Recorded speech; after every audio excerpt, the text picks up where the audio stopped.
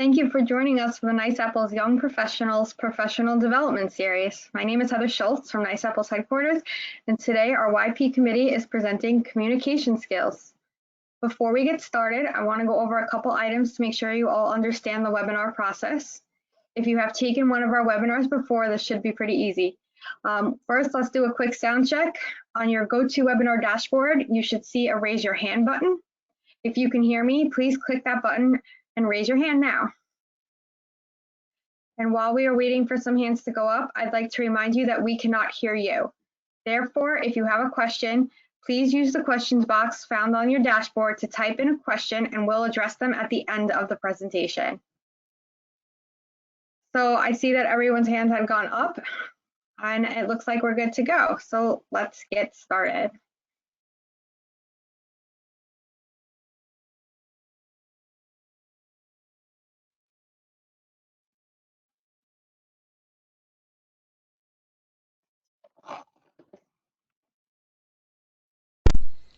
Hello and welcome to the second installment of the Professional Development Series brought to you by the Young Professionals Committee of Nice Apples.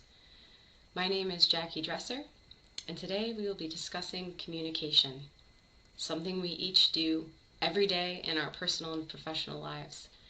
It is my belief that developing communication skills is one of the most powerful things you can do as an early career member to elevate yourself professionally and to grow in this profession. So today we're going to break up our talk into three main sections: nonverbal, verbal, and written communication. So let's get started. Nonverbal communication represents everything outside of what we speak or write. That includes decisions that we make about communication, the form of communication, the frequency and timing of our communication, as well as our body language and professional appearance. So between verbal and written communication, sometimes it's hard to decide whether responding to that email or picking up the phone is the most appropriate way to convey a message. Emails are great for brief objectives, quick status updates, to deliver attachments, which you hopefully itemize and label in your emails, and develop a paper trail that you can go back to after the fact. Often in practice, even if I have a phone call with someone to dive into an issue, I'll jot them a quick email to summarize that phone call. Helps me, helps them, and develops that paper trail moving forward. Verbal communication is best suited to complex or contentious topics. If your email is going to be more than a few sentences to a couple paragraphs, best to pick up the phone in that case. It allows the other person to stop you if they don't understand, to ask questions, for you to provide feedback, and it creates more of a two-way street in real time. If there are issues or disagreements around a project, let's say there's a boundary dispute going on, again, that's a case where it's best to set up either an in-person meeting or to pick up the phone and discuss that issue with the client. If there are significant changes to a project, anything that's time sensitive, get that to a phone call. Even if you send an email, it may get lost in a clogged inbox, and you want to make sure that that person receives the message and that you also get confirmation that they received, that there's been a significant change to address. Verbal communication also really helps to build a rapport with your client or professional contact. Next is frequency. So this is a goal that I think we all share. I've heard 24 hours to 48 hours, but responding to emails and voicemails in a timely manner is critical, especially in this era of instant gratification that we all live in. I have fallen victim to wanting to provide the deliverable that the email sender is asking me for. But even I have found that if you can just jot a quick email and say, received your email, working on it, that provides peace of mind to that sender and allows them to understand that you are indeed working behind the scenes, even though they might not see it. So while it is tempting to wait to respond to an email until you can attach that deliverable and close that out in your inbox, often best to just jot a quick line and say that you're hearing them and are in receipt of their email. Also crucial to update clients at key intervals of a project. Often There are people left in the dark that don't understand that their surveyor is working diligently through a project. If you're conducting a boundary survey, often the landowner may see you during the field survey, but they don't see you at the county clerk. They don't see you late at night drafting their map and sending it off to them. So it is crucial to keep them abreast to where the project is in the pipeline and when they can expect to complete it, or when they can expect to receive the completed project, that is. Also, and this is critical, let's say you open your inbox and there is an urgent matter at hand, and someone might not be happy with the time interval that it's taking for them to receive the project. There might be an issue, and you read that email and you are triggered by it. You have a defense response, or you're frustrated. That is not the time to respond to the email. E is for evidence. Those emails last in perpetuity on a server somewhere. That is the last thing you want to do, is have a tone of disrespect or, insult someone via email. So take the time that you need to digest the situation, remain calm, and respond from a place of calm professionalism rather than your knee-jerk reaction to a situation. Body language, huge. Looking at this photo, without any of the descriptors below, I think anyone would look at this and say, oh boy. These postures and behaviors are conveying a message without that person having to say anything.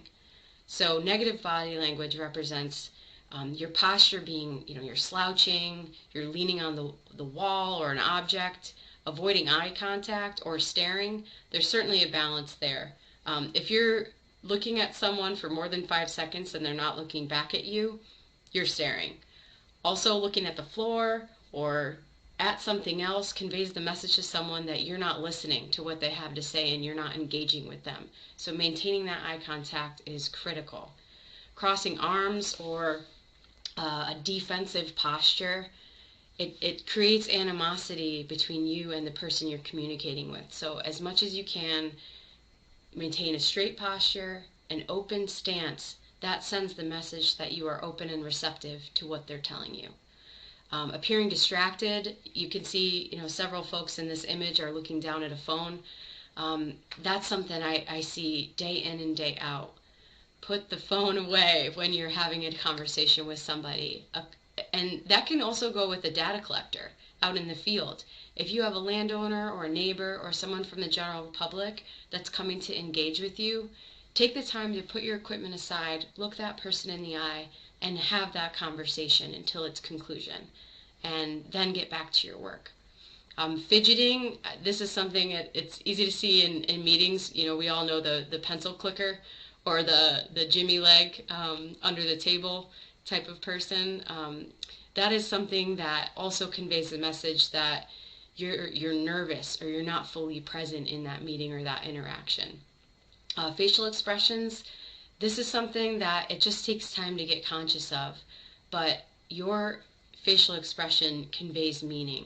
So you want to make sure that you're maintaining a neutral, positive expression when you're interacting with people. So conversely to negative communication, this is an example of professionals who are sitting up straight, they're engaged, they're smiling, their postures are inviting and positive. When you're interacting with someone else, if you can nod or even slightly tilt your head, that conveys that you're interested in what they're saying. Anytime that you can mirror another person's body language, that also conveys to them that the conversation's going well. It gives them positive feedback to keep sharing, to keep engaging. And another thing is a strong handshake. This is a bit of an art that I think we've lost in the past few years, but it is something that's crucially important in engaging with people in your professional community. Professional appearance, they say you don't get a second chance at a first impression. Maintaining appropriate attire to your setting is crucial. When you show up on a job site, you want to be wearing sturdy boots, sensible clothing, avoiding graphic tees or anything with stains or rips in it. what you're intending to convey through your attire on a job site is that you are a capable professional, and you want what you are wearing to reflect that. That includes having appropriate PPE to the job site. If you're required to have steel toes, gloves on, safety glasses, hard hat, fluorescent vest, make sure that you show up to that job site with your complete PPE. There's nothing worse than the safety inspector on that job site having to come up and ask you to leave or to get that PPE. If you're in the office, we've all been to the courthouse with the surveyors walking in with muddy boots on and tracking it through the office. If at all possible, clerk's office research is often something that we work into our day when we're out doing field work. But if you know that you have a presentation in an office or you're meeting with a client, especially if you're going to be an expert witness in any kind of litigation or you're being deposed for a litigation, that's a case where you don't want to show up as you're going to a job site. You want to show up looking presentable, like you would, going to a court appearance or something like that, or a job interview. Another thing that I think is critical and is somewhat overlooked, the appearance of your workspace, your desk, says a lot about you. If you maintain an organized space, it shows others that you're organized professionally and that you're on top of things. Same thing with the work vehicle. Maintaining an organized work vehicle, making sure that at the end of the day, if there's any trash or anything that doesn't belong in that vehicle gets taken out. Often a great time to restock, make sure you have everything you need for the next day, and just maintain an organized workspace. That vehicle at the end of the day is a representation of you professionally on a job site. Another thing is when you appear, timeliness, showing up on time. And this is tough, no two surveys are alike when you're going from job site to job site. If you have multiple appointments in the day that are on a job site, it is quite possible that you might be late depending on how your morning appointments go and what's required of that survey. In that case, another situation of picking up the phone, letting that next appointment know that you're running a little behind and giving them an estimated time that you might be there. That's the prudent and appropriate thing to do. So that does it for nonverbal communication. Now we're going to talk about what we say. Verbal communication really starts with active listening. And active listening is when you are giving your full attention to the speaker. You are fully present and open to what they are saying. Crucial to be impartial. Even if you walk into a meeting with your agenda or your preconceived notion about a situation or a project, open yourself to the collaboration of others. That's why we develop professional organizations. That's why we're on teams, because we're greater than the sum of our parts. So it's crucial, even if you think you have an idea going in, to be impartial. And that kind of goes back to body language, right? Where we're expressing that openness and that receptivity with our posture, with how we engage with others non-verbally. Focus on understanding the message, not on what you're going to say in response. And this is something I can tell you personally, I've really had to work on this professionally and personally, to just really take in what the other person is saying, not what I want to add to the conversation. This is a great opportunity to practice paraphrasing. This is what I'm hearing you say. Ask clarifying questions. What I heard was XYZ. Do I have that correct? It allows them to provide feedback. It allows them to clarify when their meaning is not understood.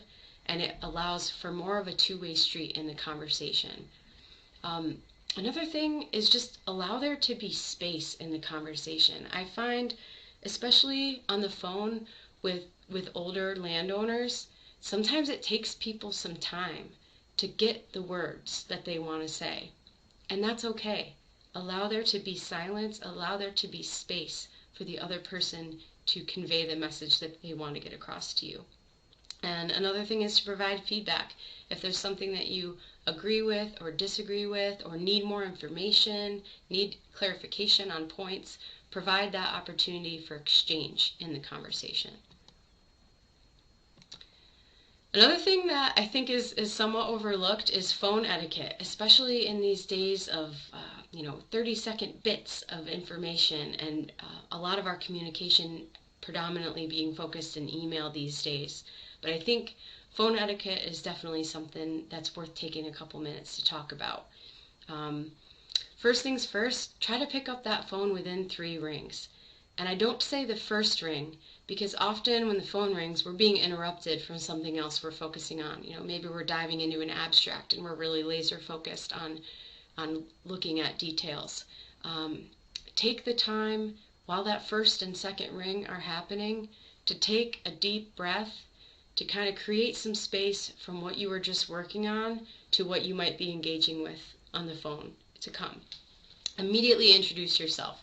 Even if you have a receptionist at your office who helps to direct phone calls, it's just best to introduce yourself and give that person a friendly, inviting invitation to open that communication with them. Speak clearly. Only use speakerphone when necessary. There's nothing worse than hearing a bunch of crackling going on in the background and being the person on the other end of the phone not able to hear what you have to say. Going back to actively listening, take notes during that conversation. Often, as I said before, it's great to follow up with an email depending on the situation, but definitely jot down the person's name, their organization, the project that they're referencing, and put the date and time on that note. Often you can find what works with you, but I keep a legal pad next to my desk at all times, so I have a running chronicle of all the phone calls that I've taken and what the subject matter was about. And it helps jog my memory when a person says, we talked 4 weeks ago and this is my project. I can say, oh yes, I remember that. Nice to talk with you again. So using proper language.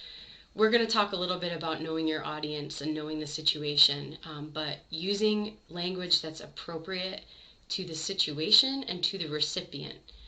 You might speak differently to an attorney about matters at hand than you would to a landowner who might not necessarily be familiar with the same jargon. So that's something to just be cognizant of when you're on the phone with people. Remain cheerful.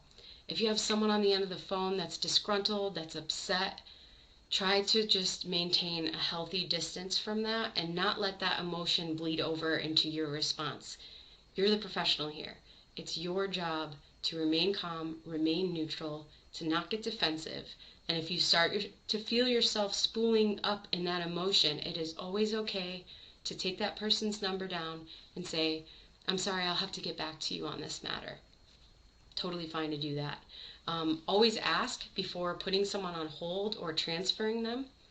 And be honest if you don't know the answer, especially as an early career professional. You cannot take back what you say.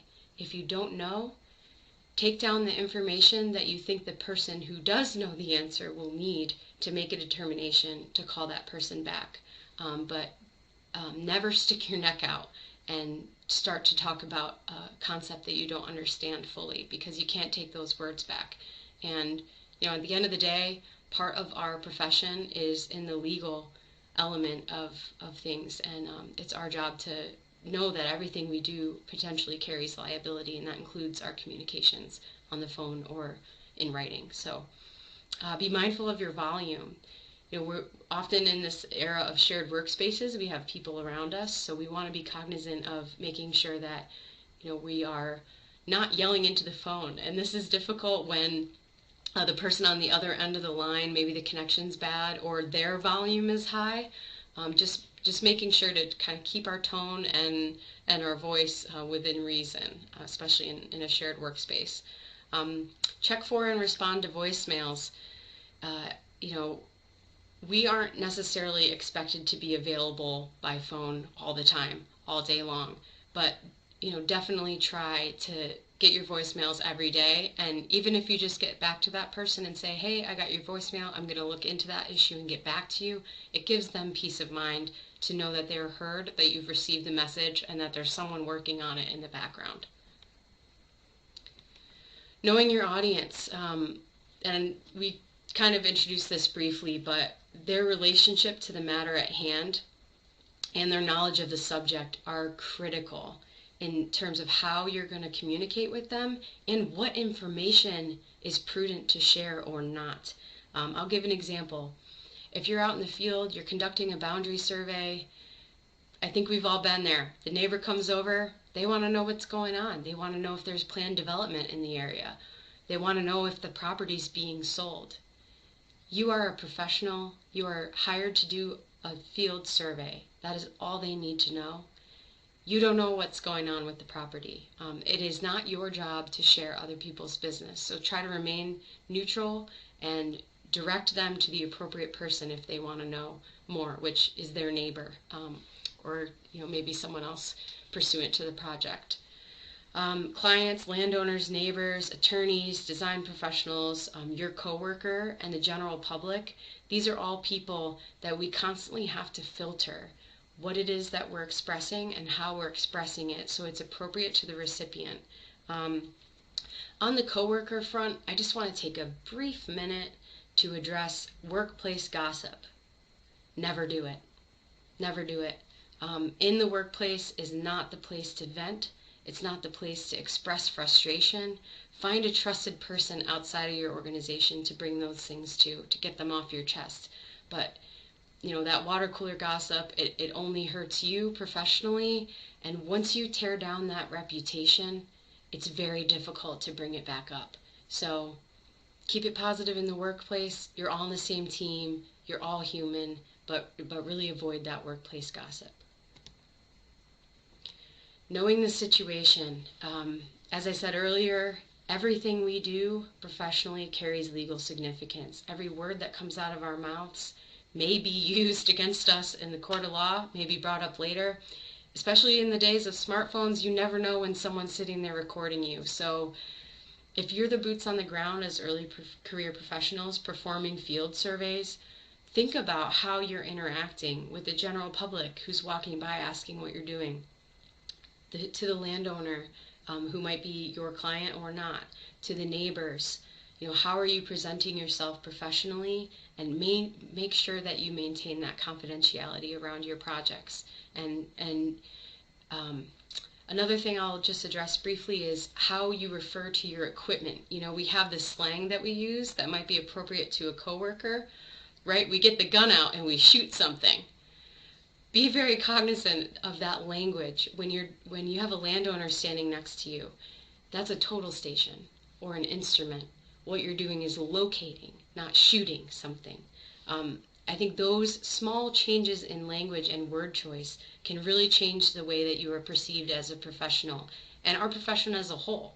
So think about that when you're out in the field. Always consider the potential consequences of that communication or a lack thereof.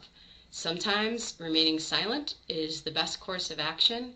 Sometimes remaining silent is going to convey the opposite of what you want. So always be thinking before you speak that once those words escape your mouth and they're out in the world, what are the impact of those words going to be? Is it going to be positive, negative? So the other thing is what's routine to you, the professional, may be far from routine to the client. We have to remember we're dealing with land boundaries. There is almost nothing in the world more valuable to people than the place that they choose to live and put their roots down.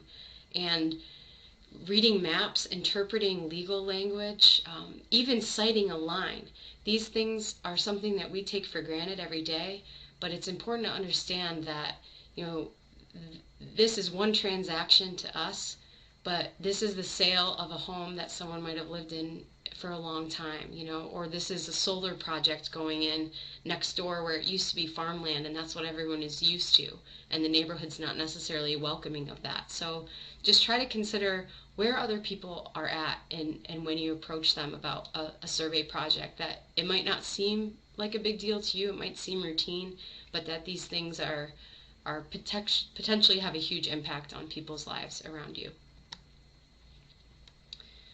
So next we have a written communication. We've discussed email a little bit when we talked about deciding between verbal and written communication, but we'll spend a little time on emails. Proposals, survey maps and reports, and legal descriptions.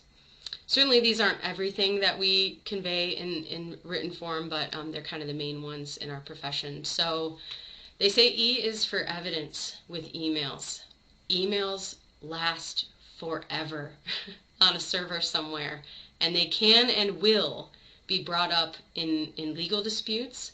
And that's another reason to kind of take a step back. You want to be really careful of the amount of information you put in an email, the tone of your email, and who is copied on that thread may not be the only person who sees those words. Forward is a click away, so that's just something to be thinking about. Never hurts when you get that email to pick up the phone, have the discussion, and then just send a quick one-liner. Thanks for our conversation. Please see attached. Give them the deliverable that they want, and kind of avoid that back and forth exchange. This is something personally I've had to really work on, because I have found I do a lot of mortgage type surveys, boundary surveys, and I think paralegals in my community, they love email. So any little question that they have, they will put it in an email rather than picking up the phone and calling me. And I've found that the reception to me picking up the phone and calling them is an overwhelmingly positive one. And it allows us to build a professional rapport that we wouldn't otherwise have if it was just, a mile-long email thread going on. So another thing that's crucial about email is the subject line.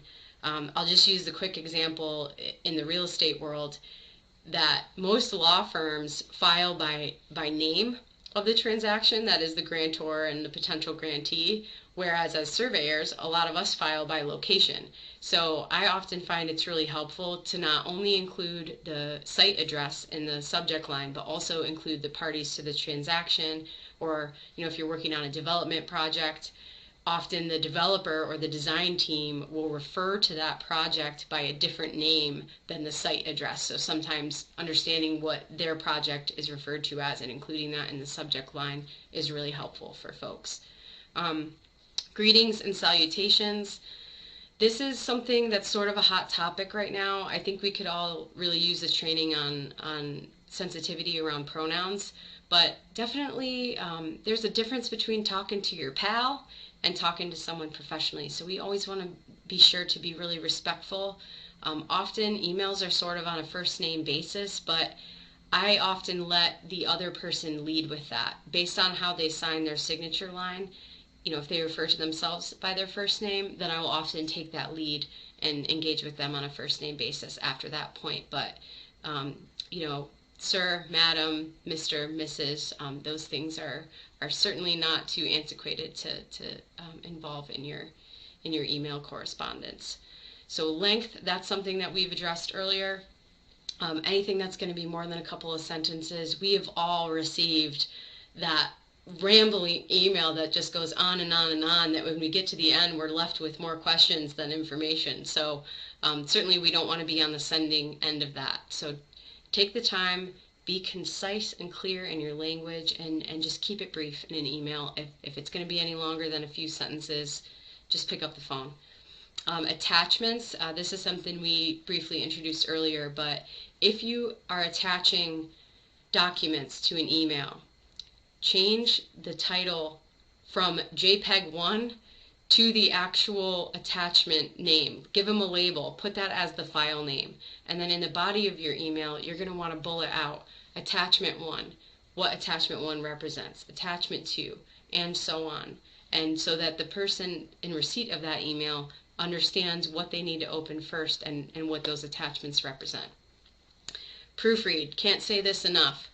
Unlike verbal communication, where once you say the words, they are out there in the universe and you can't take them back, with an email or a letter or a proposal, you have a chance to look at what you wrote and take some time to decide if that's really what you want to say, look for some typos to modify your message. So take that time and proofread every email that you send.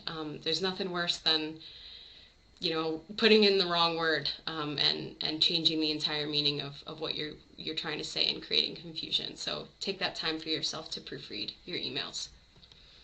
Next is proposals. As early career members, proposals might not be something you spend a lot of time on. Perhaps you'll start with smaller projects that you'll start bidding and generating proposals. There's definitely an art to this that I wish it was taught in school.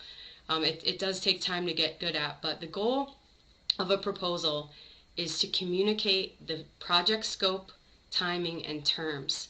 Often the proposal will be in response to an RFP or a request for proposal, and in that case, the language that describes the scope of the project and its terms should come directly out of that RFP. It's very easy the demands on our time are so high. Taking that boilerplate proposal is very tempting, but start from scratch and really give yourself a tailored proposal to a project.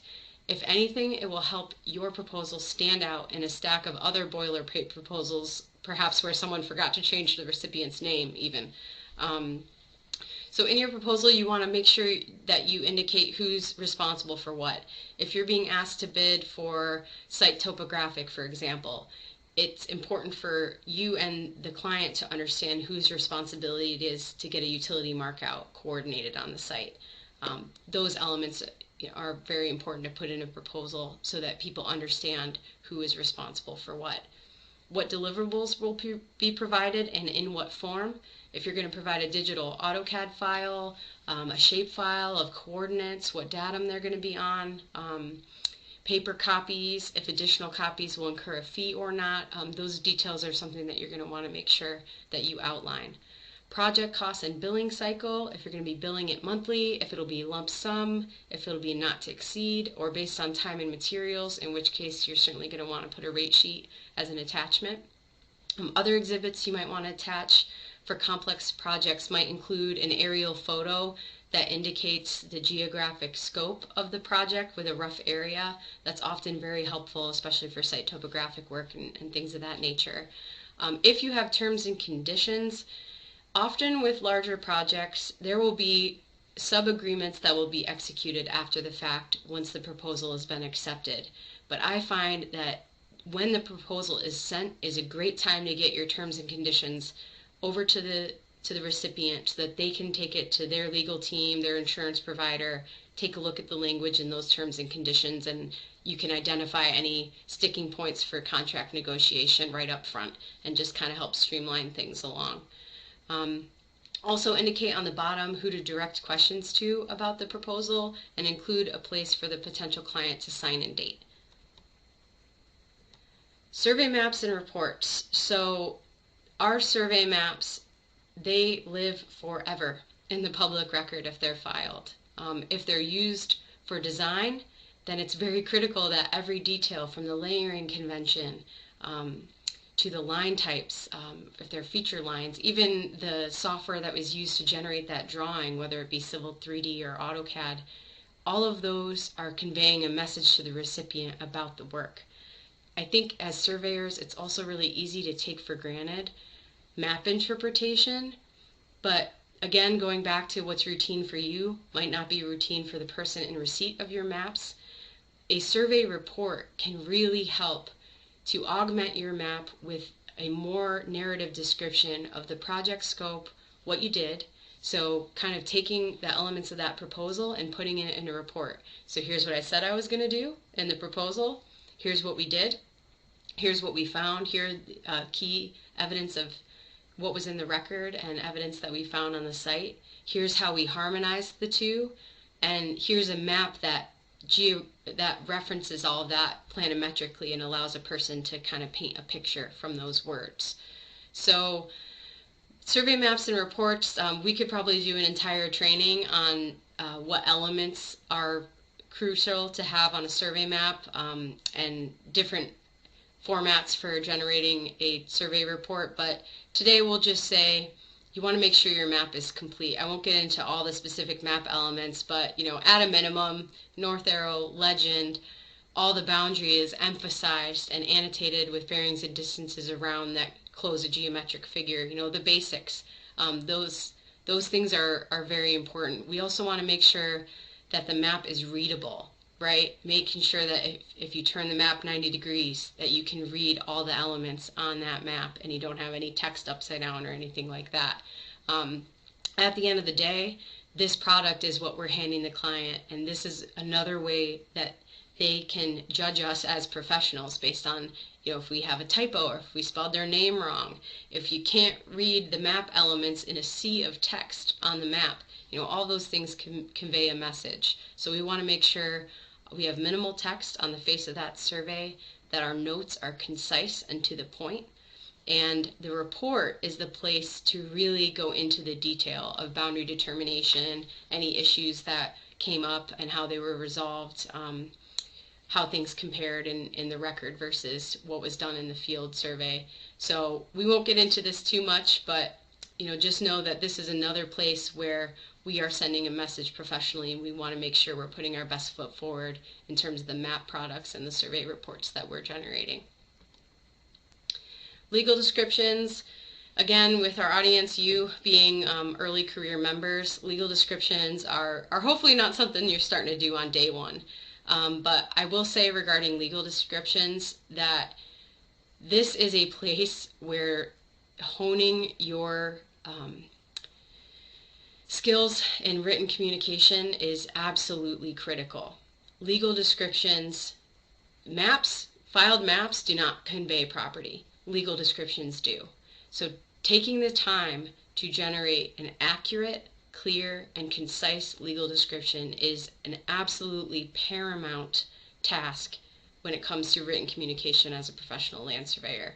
So in New York State, meets and bounds is pretty much what we're working with. Lot and block is obviously another type of legal description, but meets and bounds we'll kind of focus on for the purposes of today's talk. So point of beginning, this is critical. So the point of beginning is what ensures that this legal description is describing one and only one unique parcel of land on the whole planet. And so you're starting with the preamble, and you're starting at a 3,000-foot view of the township you're in, perhaps the county you're in, and kind of taking it from there. The point of beginning, try not to get too carried away with excessive language here. You want to be to the point, being so far from an intersection of two streets or a southeast corner of a parcel of land as described in this library page, but very concise, to the point. Accuracy is also critical. Always take the time to just double check that tie. Really important, and there's nothing more embarrassing than someone pursuant to the project calling you from the closing table and finding a typo in your tie or something of that nature. You also want to make sure that the legal description is consistent with your survey map and closes a geometric figure. Do not include information in the legal description that does not appear on the face of your map. That is critical as well. Clear and concise language.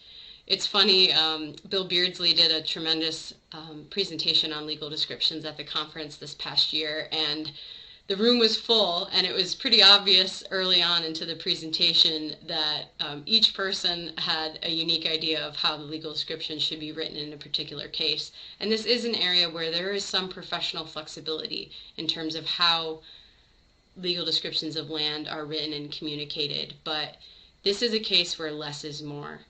Excessive cluttering language only causes confusion, and down the road can lead to potential boundary disputes. So taking the time to proofread again, trim out anything that isn't absolutely critical to convey the meaning of that course in the legal description, get rid of it. Terminology and punctuation matter. Again, this could be an entire training. Legal descriptions, and we're not really going to get into the minutia of that, but just know that the position of where a semicolon or a comma is can completely change the meaning. Terminology, foul wag of a creek, for example, important to use that appropriately and to know the significance of the terminology that you're using in your legal descriptions. Absolutely critical. Again, this is a legacy that we're leaving in our written communication. These legal descriptions will appear in deeds, and they will live in perpetuity in the public record. So take the time. Don't look at legal descriptions as an afterthought to get your project wrapped up and out the door. Take the time, write the legal description, put it aside, come back to it later, read through it, have someone else in your organization proof it against your map as well. And do understand that if mistakes are made, there are deeds of correction. Certainly that's a tool that's out there, but that's absolutely the last thing that we want is to have to correct things after the fact. So take your time and make sure that the message you're sending is true, accurate, and precise regarding legal descriptions. Just for posterity, while I've been talking, perhaps you've been reading this legal description. It just goes to show that a lot has evolved over the course of generations of land ownership in the United States, certainly in New York State. So these type of things, they are real. We at this point have seen a lot in our careers already, probably in terms of older legal descriptions that are a challenge to interpret. But you don't want to be the one leaving this kind of legacy in the public record. So take your time and write good legal descriptions. So that does it for communication, for our presentation anyway. Now it is our hope to have a more organic conversation. So we're here to answer questions, and we'll kind of move over to the Q&A portion of our presentation now. And really thank you for your time and attention today and learning about communication.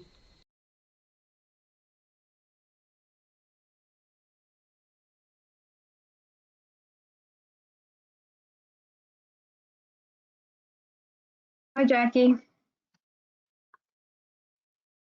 Hi, Heather. Thank you for that presentation. For any attendees on the line, if you have any questions, please send them over. Jackie'd be happy to answer them, and Tim is here as well. Hi, Tim. Just me, or did the video just end? Well, that ended just like that. Oh, that must have. It ended and the real us are here live. Excellent, excellent. So it's funny, when the YP Young Professionals Committee was getting together to decide on who should take what topics, I felt like I was really drawn to discuss communication because I felt like it was the area I most needed to develop and take my own advice in a sense. So it was kind of a therapeutic experience for me to research this talk and offer it. So I appreciate you all being here. If you have questions, if you want to tell us a time communication has broken down for you, feel free to raise your hand or put a message in the chat for us. But in the meantime, I guess Tim and I can just chat. Is there anything you took from that, Tim, that made you think of something you've been through recently in communication? Well, I actually have a question for you. If you took this topic on to learn something from it, can you name a few things that you took away that you learned? Yeah, I think you I didn't know before? found myself kind of looking in the rearview mirror at times when I emailed when I should have called, or I said something that I shouldn't have said. I think that's something that I learned the most of. Just sometimes it's less is more, and it's better to not say anything. And the other thing I've really been working with is pace of speech. I think being a Northerner, especially, I talk very quickly, and I don't always give enough space in a conversation for someone to think of what they want to say before I just bulldoze in and continue talking. So especially for people that have moved to New York State from the South, I've noticed like the pace of speech is so much slower. And it just, especially folks that are getting older as well, or you don't know someone's past health issues. I was talking to a client the other day who had just had a stroke a few weeks prior, and I found myself really able after researching and offering this training to really take the time to slow down and allow there to be silence in a conversation, enough for a person to feel like they could fully complete their thought. I think that's a great one too. And the big piece that I think we miss sometimes is we can talk really, really, really, really fast. But especially if we're talking to someone about a situation that they're not really familiar with, how quickly can they understand what we're talking about? And that is, I think, the real key in understanding how quickly you should be speaking.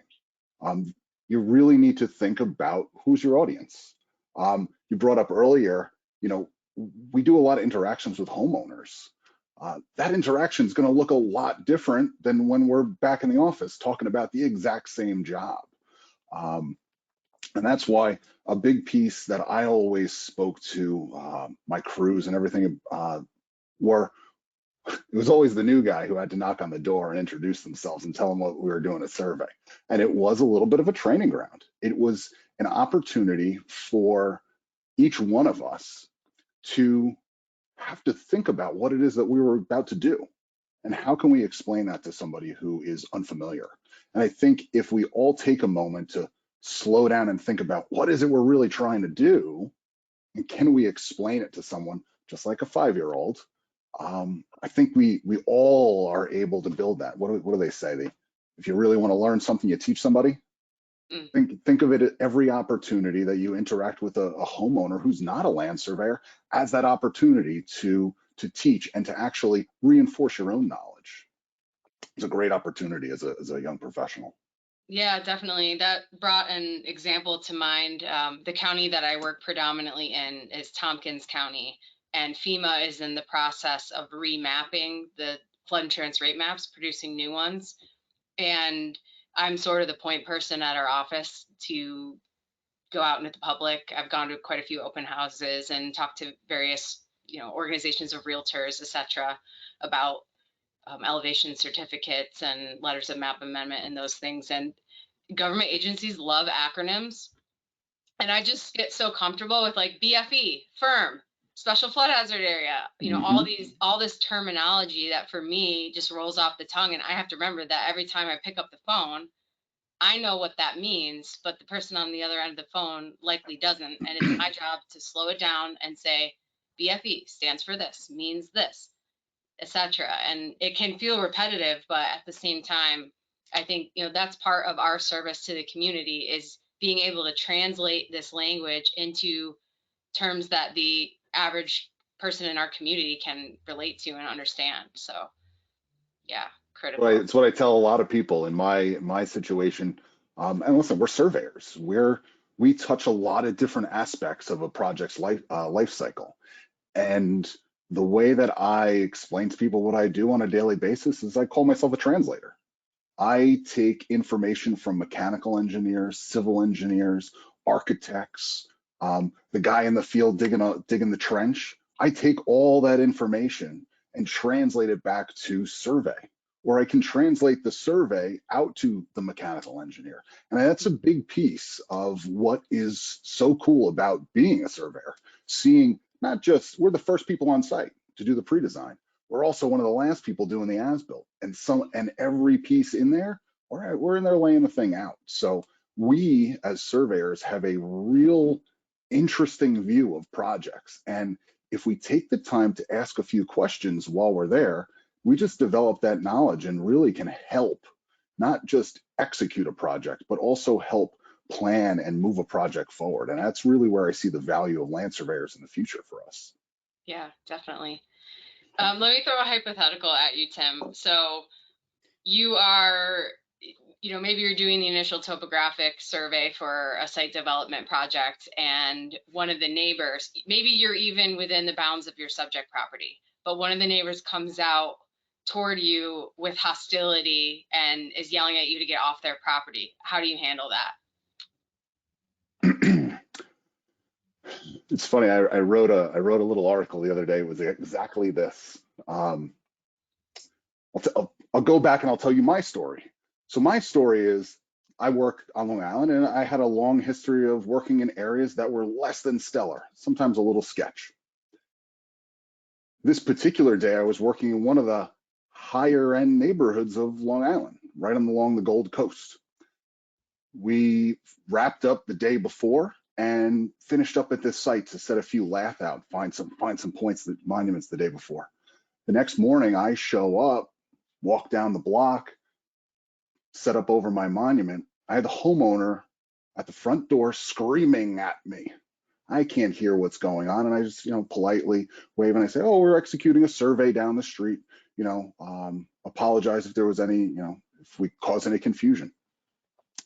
Go back to the house. Moments later, we have the husband in a pickup truck pulled up on the front lawn of a multi-million-dollar home of their neighbor, threatening us with a gun, that we were disrespectful to everyone. What were we doing? The bank was taking their house. You caused us so much angst and anguish. I'm going to shoot you all. Now, What were we to do?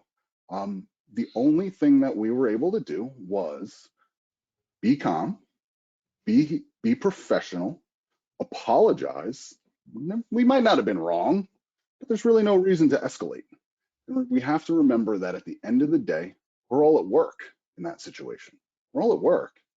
And in the same way that you expect to go to work and put on your safety equipment, put on your hard steel-toed shoes because you want to come home safely at the end of the day. There's nothing you should engage in during the course of your workday where you should engage with another person that may threaten your ability to come home safely. And in that situation, we diffused the initial interaction and we left the site. We explained to the homeowner what had happened earlier that day, and we went out the following to finish up. I'll tell you, listen, I've had a few situations like that since, and the heart rate goes up. You get excited, and you never know what's going to happen. But really, the big piece of it for all of us is remembering you're at work, remembering you're a professional. There's nothing that's going to happen that day that's really worth you not going home to your friends and family. Maybe a little too philosophical for today's conversation, but hey, listen, that's how I get sometimes. No, really good point, really good story. And I think any surveyor, even someone that hasn't been doing this very long, I think we've all had similar interactions with the public. And back to the lecture portion of this webinar, when I mentioned if you receive an email that triggers you and you have an emotional response, to kind of give that time to subside before you formulate your response to that person. Absolutely. Your story is a case where you don't have that opportunity. So I think that's the time, and that may be the only interaction that person has with a surveyor, and they've made you the enemy. And I sort of feel like it's my job to remain neutral and not become their friend, but to diffuse myself as the enemy. One thing I've started doing is I carry business cards around in my tool belt.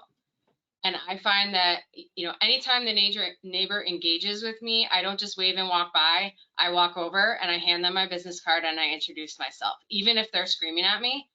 If you hand somebody something and they have to take it from you, even if it's just a business card, I have just seen that start to diffuse people, and then hearing them when they say the bank is taking my house.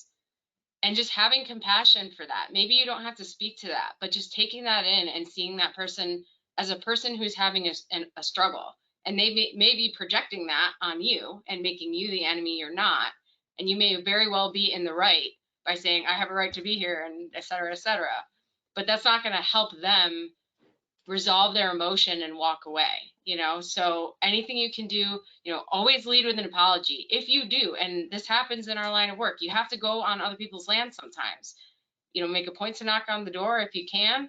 Sometimes people aren't home. Sometimes the property's vacant and there's no door to knock on.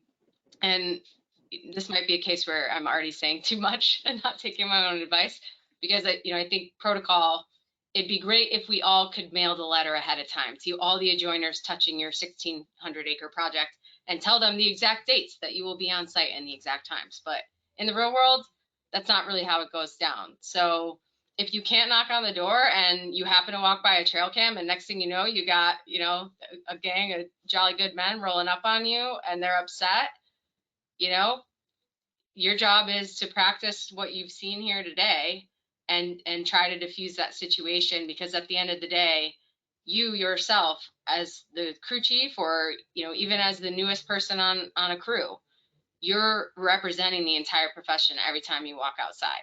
So those interactions, I think, if you can get to the point where they have your business card, I have had that person call me for a survey the next year or two after that interaction was hostile to begin with. So you never know. I think people are just people at the end of the day, and we're all on the same team. That's a great message. And I think, Jackie, just as a thanks for the Young Professionals Committee, thank you for putting the presentation together. And I really hope that everybody had got something out of that, because I know I did as well. Heather, we'll throw it back to you. Yeah. Well, Before we sign off, I just want to thank everyone once again for joining us, and a big thank you to Jackie and Tim and the YP committee for their service to the organization and our members. We did record this presentation, so if you had any experience in a lag, or you just want to watch it again or share with your coworkers, it will be available for you to watch. We will be sharing that link via YouTube later next week. So that is the close of today's webinar. Don't forget that the YP committee is doing part 3 of their Young Professional Development Series in October on business management and other skills, and you can register online. Thank you again for attending, and I hope you all have a great weekend. Thank you all. It was a pleasure. Thanks all. Bye.